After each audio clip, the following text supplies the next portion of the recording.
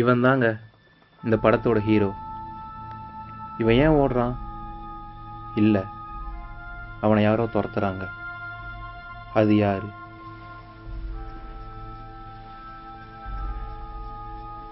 அது வேற யாரும் இல்லைங்க, அவனே தான்.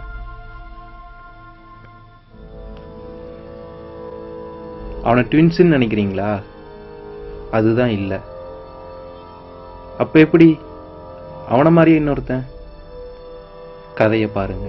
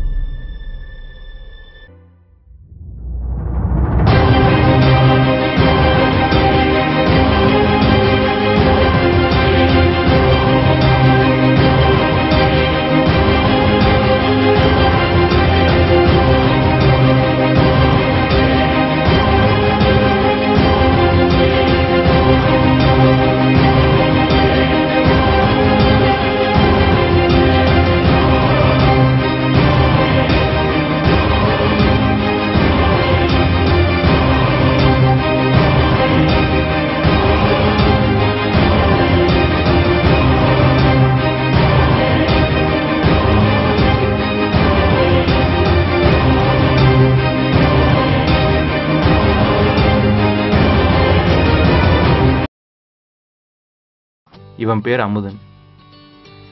என்னடா ஆள் பார்க்க இப்படி இருக்கானேன்னு நினைக்காதீங்க, அவனும் கிட்டத்தட்ட நம்மள மாதிரி தான்.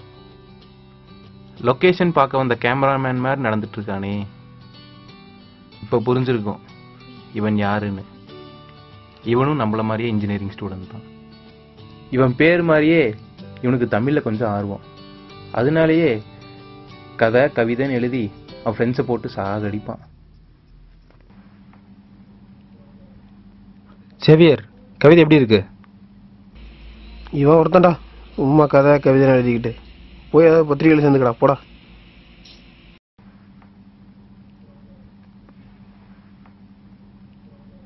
அக்மல், நீ பாரு.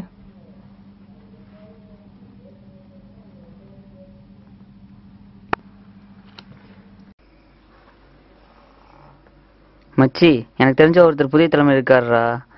நான் ஒரு நம்பர் தரேன், பேசுறியா? அது இல்லை மச்சி, நான் ஆல்ரெடி விகடனில் ஜாயின் பண்ணலான் இருக்கேன். இன்னும் 2 நாளில் இன்டர்வியூ இருக்குது. அப்புறம் பாருங்க நான் யாருன்னு. ஐயோ, டைம் வேறு ஆச்சு, என்ன பண்ண போது தெரியல. Sorry sir. பார்த்து போப்பா.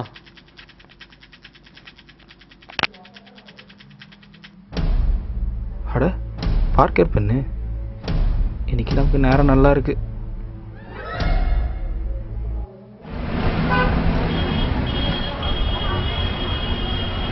இன்டர்வியூ போயிட்டு இருக்கேன், டைம் ஆச்சு. சம்பளத்தை இறக்கி விட்டுறீங்களா?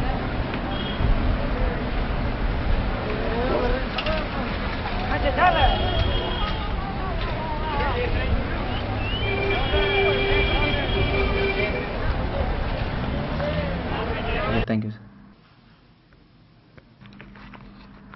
Excuse me sir.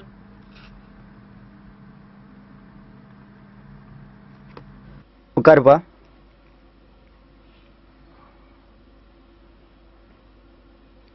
உன் ஃபைலை கொடுப்பா.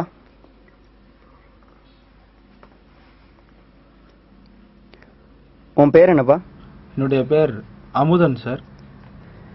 நீ ஏன் விகடனில் சேரணும்னு ஆசைப்படுற? எதனால் இந்த துறையில் உனக்கு ஆர்வம் வந்துச்சு? பொதுவாக எல்லாருக்கும் வராத விஷயம் ஒருத்தனுக்கு மட்டும் வருதுன்னா அது அவனோட திறமைன்னு சொல்லுவாங்க. அதே மாதிரி தான் இந்த கதை கவிதை கட்டுரை எல்லாம் எனக்குள்ளே இருக்க திறமை. அந்த ஆர்வம்னு சொல்லாமல் திறமைன்னு சொல்லுவேன். அந்த திறமை தான் என்னை இங்கே கூட்டிகிட்டு வந்திருக்கு. உனக்கு பிடிச்ச கவிஞர் யாருப்பா? எனக்கு பிடிச்ச கவிஞர் தனுஷ். ஏன்னா அவருக்கும் இந்த துறைக்கும் சம்மந்தமே இல்லை, ஆனாலும் அவரால் நல்ல பாடல்கள் எழுத முடியுது. அதனால் எனக்கு அவரை பிடிக்கும். Very good. இப்போ உனக்கு விகடனில் ஒரு வேலை கிடைச்சிருச்சு. நான் உன ஒரு கதை சொல்கிறேன், நீ என்ன கதை எழுதுவ? என்ன ஹீரோவை வச்சு ஒரு கதை எழுதுவேன். ஓகேப்பா, சூப்பர். ரிசல்ட்டை ஃபோனில் சொல்கிறேன்.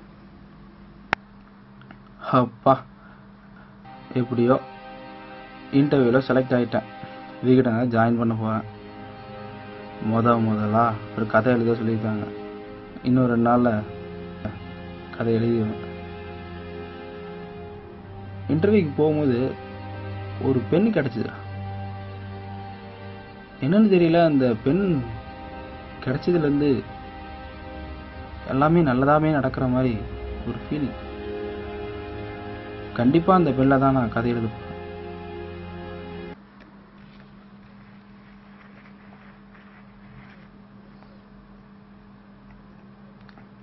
என்னப்பா கதை எழுதுனாமே?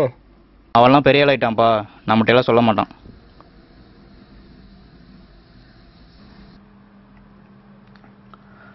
சண்டை போட்டு 2 மாதம் ஆச்சு. ஏன் இதுன்னு கூட கண்டுக்கல. சரி, அது இருக்கட்டும். எதுக்கு கதை எழுதுன? விகடனில் ஜாயின் பண்ணியிருக்கேன்டா. இன்னும் 2 நாளில் நான் எழுதின கதையை போட்டுருவாங்க. போன வாரம் தான் இன்டர்வியூ போயிட்டு வந்தேன். என் கதையில் கூட எழுதியிருக்கேன். நீங்கள் 2 பேரும் என்கிட்ட வந்து பேசுகிற மாதிரி. என்னதான் கதை, என்னதான் எழுதுன? இந்தியன் வேர்ல்ட் கப் டீம் ஸ்குவாடில் சீனியர் பிளேயர்ஸ் சேவாக், கம்பீர் எல்லாம் செலக்ட் ஆகிற மாதிரி எழுதியிருக்கேன். அப்புறம் என்ன, ஒரு 5 வயசு பொண்ணை ரேப் பண்ண 10 பேரை ஊர் மக்கள்லாம் சேர்ந்து அடித்து கொல்ற மாதிரி எழுதியிருக்கேன். கதை கிளைமேக்ஸில் என்ன மாதிரியே இன்னொருத்த வர மாதிரி எழுதியிருக்கேன். கதை நல்லா இருக்கு. உன் தொல்லையே தாங்க முடியல, உன்ன மாதிரி இன்னொருத்தன் வேறையா? நான் கதையில் எழுதின மாதிரியே அவங்க 2 பேரும் என்கிட்ட வந்து பேசிட்டாங்க. இதே மாதிரி எல்லாமே நடந்தால் நல்லா தான் இருக்கும். அமுதா, அமுதா, சொல்லு நவீன். விஷயம் தெரியுமா? நம்ம வேர்ல்டு கப் டீம்ல சேவாக்கு, கம்பீர் எல்லாம் மறுபடியும் செலக்ட் ஆயிட்டாங்கப்பா. என்னையா சொல்ற? ஐயோ, ஜாயிக்கான் கூட செலக்ட் ஆயிருப்பா. நம்ப முடியுதா? மனசுல ஆயிட்டான். எங்க பார்த்த? நெட்ல தான். என்ன நீனு பாக்கலையா? என்னப்பா விஷயம் தெரியாத ஆளா இருக்கு.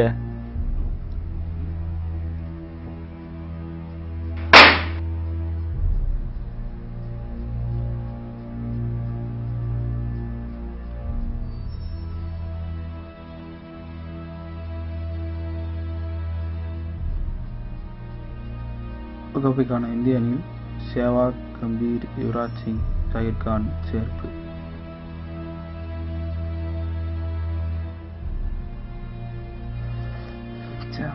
புரியலையே.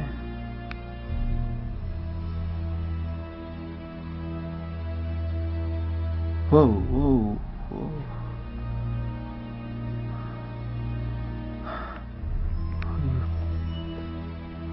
5 வயது சிறுமியை கற்பழித்த 10 நபரை பொதுமக்கள் சேர்ந்து அடித்து கொலை. திடுக்கிடும் தகவல்கள்.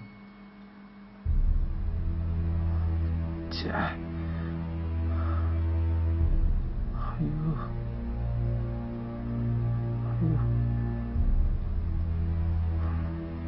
ஐயோ, ஒண்ணுமே புரியலையா? எல்லாமே நடக்குது.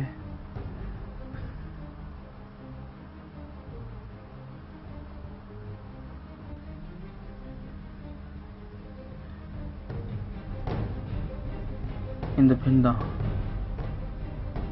கரெக்டா இன்டர்வியூக்கு போகும்போது மட்டும் ஏன் இந்த பெண் எனக்கு கிடைக்கணும்? இந்த பெண் கிடைச்ச உடனே எல்லாமே நல்லதா நடக்கிற மாதிரி நான் ஏன் யோசிக்கணும்? ஏன் இதே பெண்ணில் நான் கதை எழுதணும்? இந்த பெண்ணில் எழுதி எல்லாமே உண்மையா நடந்துச்சுன்னா அப்ப என்ன மாதிரி இன்னொருத்தன்?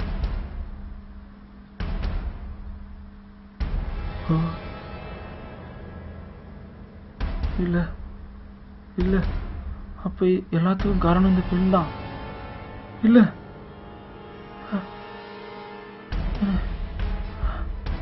இல்ல இல்ல.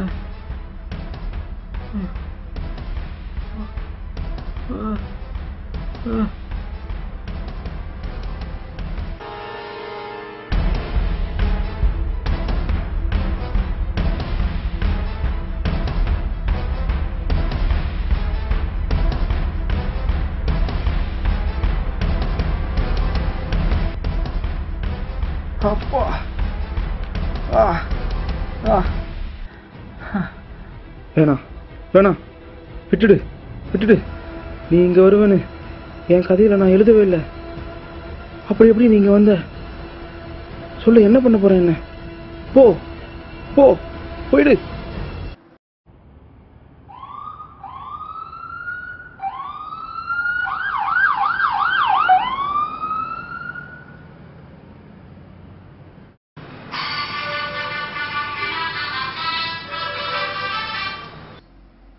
ஹலோ.